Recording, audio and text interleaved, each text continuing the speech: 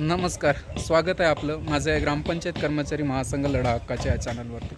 आज आपण रात्रीला सातारा या ठिकाणी मुक्कामाला असून महाबळेश्वर या ठिकाणी थंड हवेच्या ठिकाणी रात्रीच्या 9 वाजता मुक्कामाला आहोत आणि या ठिकाणी पाऊस, धुके आणि खूप थंडी या ठिकाणी वाटत आहे।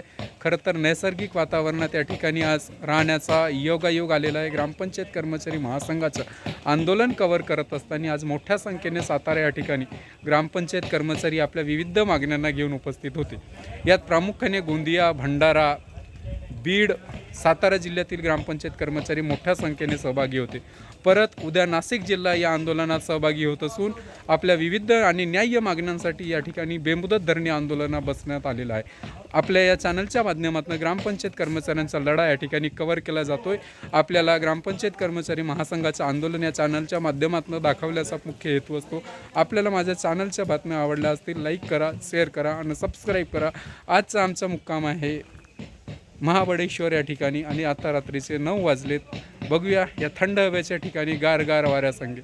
आपल्याला माझं चॅनल आवडला, लाईक करा, शेअर करा, सबस्क्राईब करा। धन्यवाद।